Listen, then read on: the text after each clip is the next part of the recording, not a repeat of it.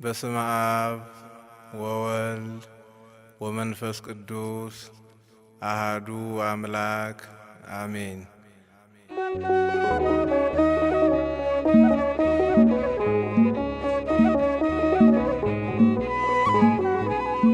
በእርግጠኝነት ይህንን ታሪክ ከዚህ በፊት ሰምታችሁት አታውቁም። ደግሞ አህመድ ተብሎ ቅዱስ አባት ደግሞ ከመቼ ወዲህ ነው እንደምትሉ አልጠራጠርም። ነገር ግን ታሪኩ እንዲህ ነው።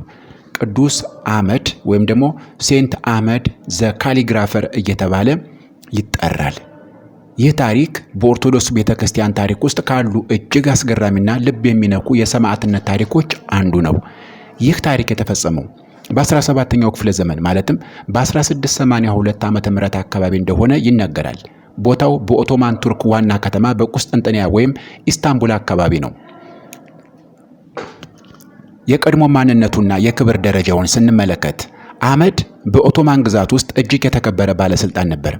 በሙያው ካሊግራፈር ማለትም የንጉሱ የጽህፈትና የሰነድ ባለሙያ ሲሆን በቤተ መንግስት ውስጥ ትልቅ ቦታ ነበረው። በሃይማኖቱም ጠንካራ ሙስሊም እንደነበር ይነገርለታል።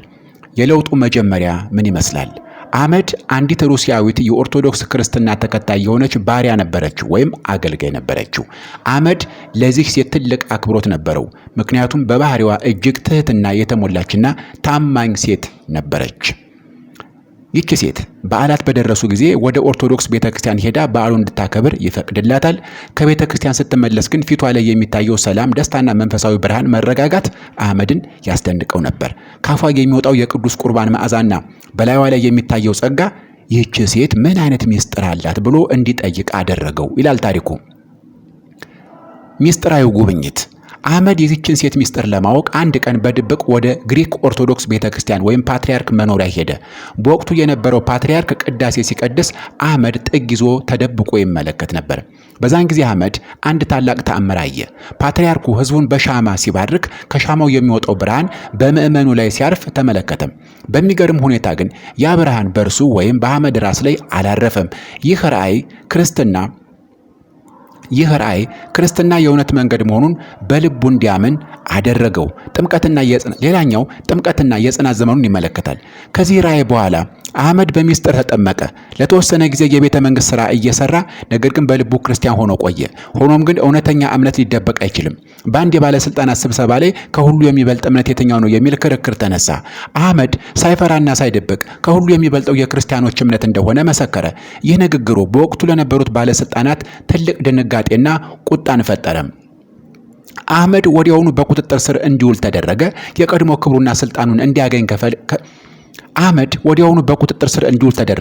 የቀድሞ ክብሩና ስልጣኑን ማግኘት ከፈለገ የተናገርከውን ካድ ተባለ። ለ6 ቀናት ያክል ያለ ምግብና ውሃ በጨለማ ውስጥ እንዲታሰር እንዲሰቃይ ተደረገ። በመጨረሻም በሱልጣኑ ፊት ቀርቦ በድጋሚ ተጠየቀ።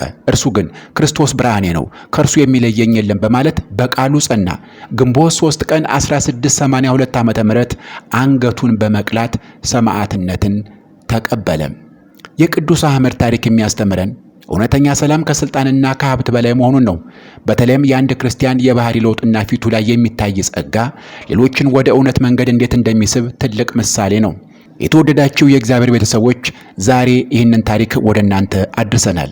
ለመሆኑ ከታሪኩ ምን ተማራችሁ? ይህንን አባት ከዚህ ቀደም ታሪኩን ታውቁት ነበር? ኮሜንት ላይ ጻፉልኝ። ሌላ ጊዜ እግዚአብሔር እንደፈቀደ በሌላ መረጃ ተመልሼ እመጣለሁ። እስከዛው ድረስ ሰላም።